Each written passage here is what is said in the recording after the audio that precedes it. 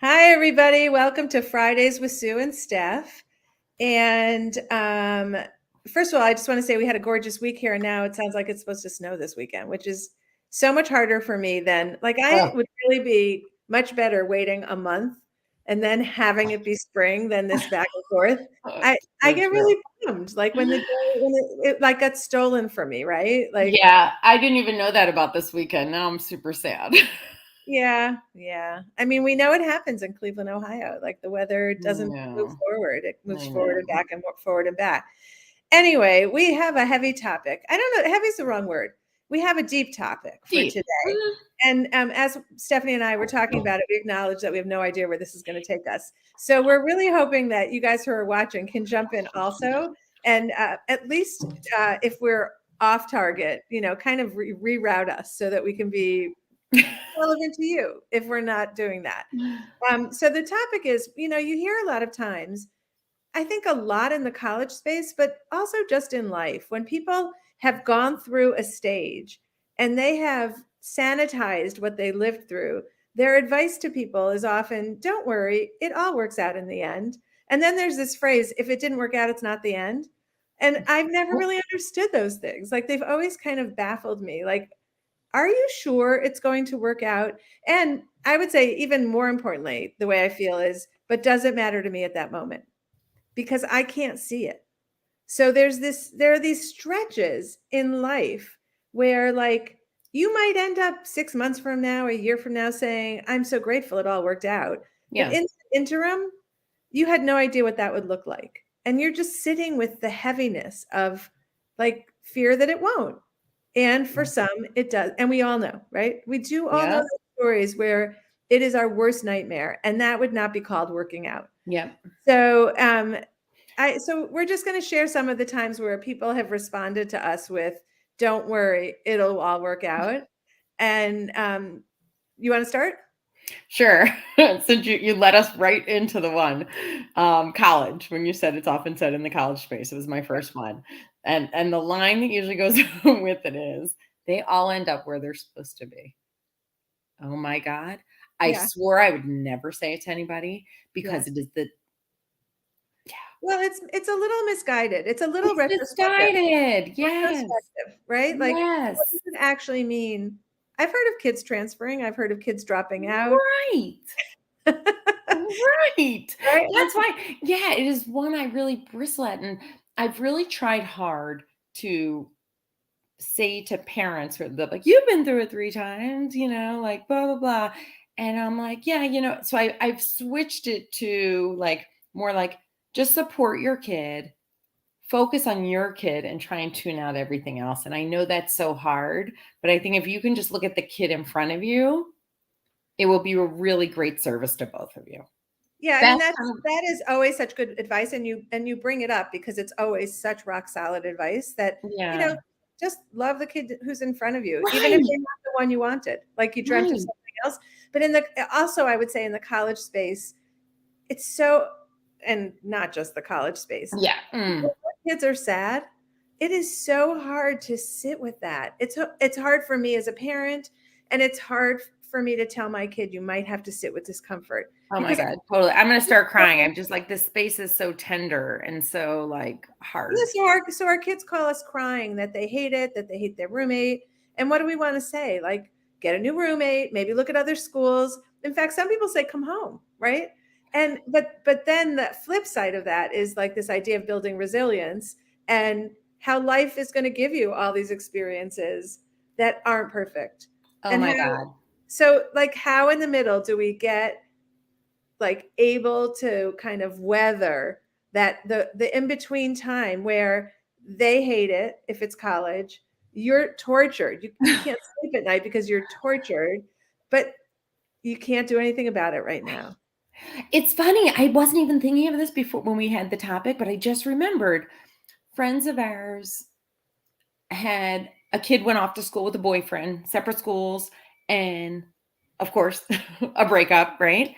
And they were very torn between them as parents, like, Do we let her come home? Not let her come home. Do we? And they let her come home, and it is totally what she needed. And the thing is, sorry about the dog, is they're like, we don't know if we did the right thing. I'm like, no, you showed her that home is always safe. But you also don't know if you did the right thing. Totally, of course not. And I was trying to say, no, of course you did. Right. And they felt like they did. They felt like, oh my God, it was such a big call. But you actually, in making that decision, don't know. And yet you have to go with what I mean, if you cannot sit with it and you're so worried about your kid, you have to do that. Right. I mean, what are our options as parents? Like, oh my God. There's too, especially right now when there's so many stories of kids dealing with depression and like suicide like we've never seen before. Like, don't we go there immediately? Like, what if this oh my God, I'm rewriting things. I just had this thought yesterday. Things that have happened during our lives. I'm thinking, in today's climate, knowing what I know, I think I would have played that differently. Yeah. It's just I can't even think about it. I know. It's so hard when the mistakes feel like getting it right feels just so necessary, and we're not going to. We're often not going to. Okay, right, so what do you have? Well, my second one was the broken heart. And the broken heart, it's like, what do you say to your kid when there's a broken heart? Do you say, we have a certain amount of time in our brains for grieving where people lose interest, like if someone is so sad for so too long, there's kind of a feeling like, isn't it time to move on? And that's so impossible, right? That does not help your child. So that's really hard. Then there's also like telling your kid like time heals, which is similar to other people saying it all works out, right? It's not so helpful either. So do you just sit with your kid's pain with them? Yeah. How hard is that to not offer a solution to what they're living with right now? Even to, tell them stories of your heartbreaks, right? And like, I don't know. I mean, I'm not telling you I know the answer to what you should be doing. No, these are all the right. It's literally just about that time when I always, when there's a crisis in our family, I want to fast forward. Yeah. And I mean, I also read the end of books, but if you told me 3 years from now, we're all going to be in a good place. I would live fine. I'd be like, oh, honey, this is hard. Yeah. Totally. Right. The crystal ball solve anxiety in my life so much. Yeah. Okay. We don't care if the dog's barking. We all have. Sorry. All right. Here's one. I just thought of all, but I had 3 others. Oh, guys, I just want to jump in and say, if you want to add something, please. We love when we get something in the chat. Yeah. You. Okay. I just added this one because I just thought about it. Was when someone says, you're strong, you'll get through it. It totally erases it just invalidates all of it. Like, yeah, maybe because the kid is strong or I'm strong or whatever, like, will I get to the other side? Yes. Is that what I want to hear right now? No. It's such, what you're saying right now is such a timing issue, right? Like, what's the first response to something when you're really devastated? It's not you're strong, because I don't feel strong right now, and that's not helpful. And and I want to wallow in whatever emotion I have. Yes. Right. Yes. But so it's that, I love that one. That is such a good point. But the second time you talk to them or the third time you talk to them, it might be perfect to say, I can tell you have this. Like, you are strong. That might be right, but it might not be the first reaction, which makes the game of parenting impossible. Yes. Right. Parenting and with friends, I've been on both sides of that equation where I've been told it and where I'm sure I've said it to people, but once it was said to me, I totally had to like rethink it. It's like everything, right? And then you think, okay, that is not what I wanted to hear. But it's funny. So maybe another, like, are there things you bristle at when people say, this is a sidetrack, guys, we know it. But like, I have certain expressions when people say to me, this is a weird one, but I know I'm not alone in it. When someone randomly, I tell a story and someone says, I'm so proud of you. And I'm like, I hate that. How did you enter into the assessment of what I did? Like, totally. Why? Yeah. Okay. Totally. Okay. Just tell us in the chat if you also have a reaction to that phrase, or Because I'm Stephanie proud. and I also have a dream that nobody else has ever Yeah. had. Okay. So I'm proud of you as one. The Yeah. other one is, okay, wait, I have to think how it is said. It's been said to me a lot. You've really ra- raised your kids as individuals. Or wait, I think it's something like that. It's like You're not sure if it's a compliment. not only am I not sure, You're pretty sure it's not a compliment. Yeah. mhm, you've really looked at each. Yeah, I have to. It's Right, something you'll like, think of it. You'll think of it. yeah, But I think I as if I had should have raised them as triplets and treated them all the same. no, but there's something deeper in that. Hmm. Yeah, I'll get it. Go ahead. you feel like you're getting a little bit of a dig. Uh-huh. Yep. Okay, so I want to say this one about when you're not getting along with your kid. And I feel like, in particular, mothers and daughters, there's Yes. this stage where our daughters are like, I've seen my sons do it to my husband and not me. And I'm so happy when it's not me. And my daughters have done it to me where they separate in a very painful way for me, like Mhm. really hard. And people would say to me, it's just a stage. Like it really happens in their 20s and they come back. They all come back. And it's again, it all works out. And I just had this feeling again, like, it didn't work well with my mother. So there's a history of not coming back Yeah. in a relationship. And I had to well, first of all, I had to get great help from a therapist who's fantastic. But a lot of it was like reacting to their needs and having to say my needs in this relationship are not Oh. the driving force, which like who wants to Mhm. hear that? I was so desperate Oh, to find out what they were doing wrong yeah. and like to find out that I had to change, but it changed everything. It just changed everything when I looked at it like that kid is needing something different from me than what Yeah. I'm giving. Anyway, I think do you have any more? Uh, yeah. Okay. Here was my second one. I'm not sure if I'm going to be able to articulate this one. Sitting with a friend like years ago whose kids were older than mine. So maybe they were definitely already in college. And one of mine was struggling. And she gave me the like, wait, how Hey did she say Jerry. it? Mhm. Yeah. How about just She gave validating me it? the, oh, Jerry, it'll, that was a good one. wait, I didn't see it. How about just validating your Yes. situation? Excellent, Exactly. Jerry. The Exactly. That's a good grandfather one. Good grandpa one too. Where she just gave me the like, oh, it'll all work out. I'm like, yeah, that's because you've now, what do I know? But from where I'm sitting, I'm looking at her with her kids who are pretty high achieving. And yeah, it all looks like it. Like it just, again, I'm like, yeah, it's okay. It's this look. You say something, you make yourself really vulnerable. You say something and Okay. they're like, Yeah. You know what the kind of like contract the is? dog. This social contract is that I am vulnerable to you and you are vulnerable back. And Yes. when that contract is breached, I leave feeling like shit.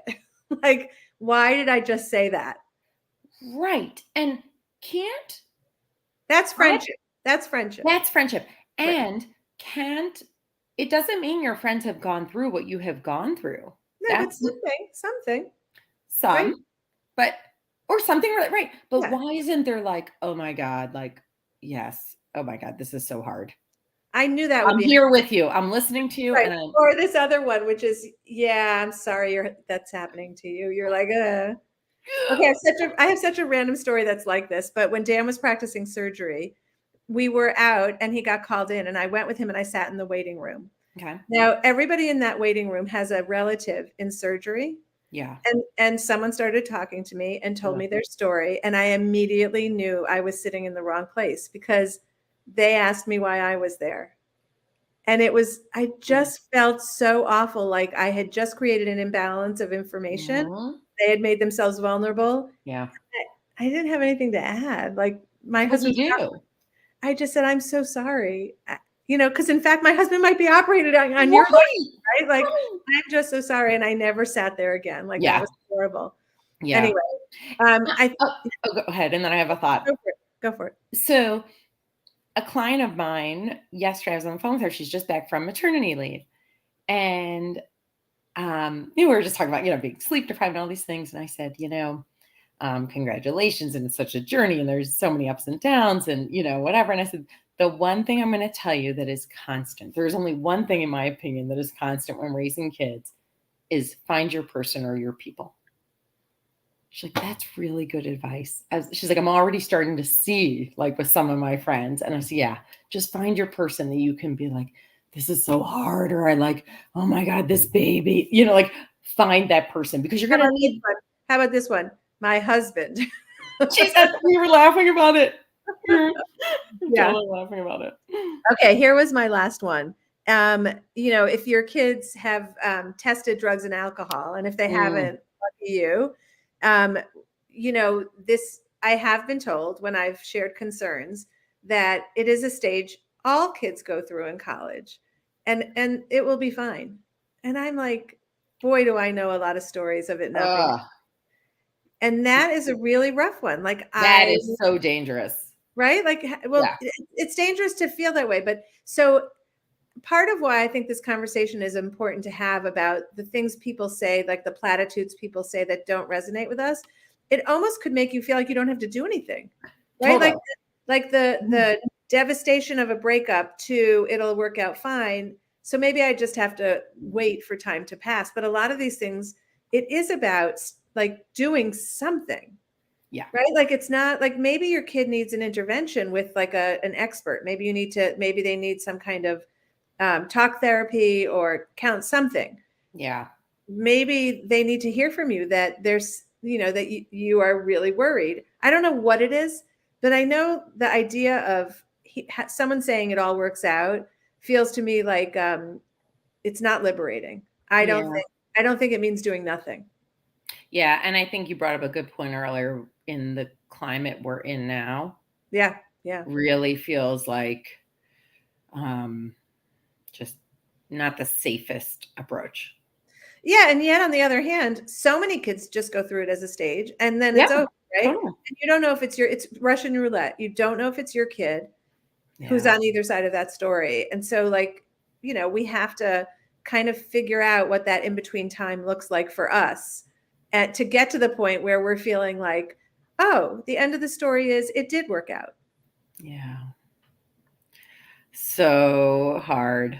Oh my God. All of these things it's just so hard. And you're dealing, right? Different personalities and different factors. And here comes somebody with a comment. Yay, Natalie. I was going to tell Jerry that he was our favorite because he was the only comment. Natalie, you are now a favorite also. I think many are naive to the drug epidemic right now, so they answer thinking back to years ago because now it's scary. I talk with my daughter all the time about not even accepting Tylenol for everyone. It's so smart, Natalie, and it's so true. I mean, the weed that our kids are getting today are laced, and kids die from it. Like that was not a thing when we were kids. Nope. It is a different, scarier time to like of our kids. And maybe it goes back to the whole reason we exist as a company is having these conversations and keeping the door open and being that person or finding that person for your kid, that they have that support, because it is really scary. So Natalie, to your point about talking all the time with your kid, we had this conversation, I think it was this week on Behind the Scenes on Monday. And Mindy told this story that really made me tear up because it's exactly what we all dream of. She said to one of her kids something about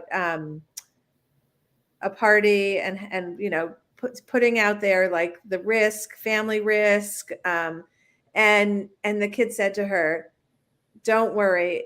Every time I walk into these situations, your voice is in my head. Which is like, we can't get any better than even when it seems like they're not listening to us, that it's there when they're in those situations. So keep talking to your kids. Mm-hmm. Have a great week, everybody. We are off for the next 2 weeks. So we will see you April. Yeah, the second week of April.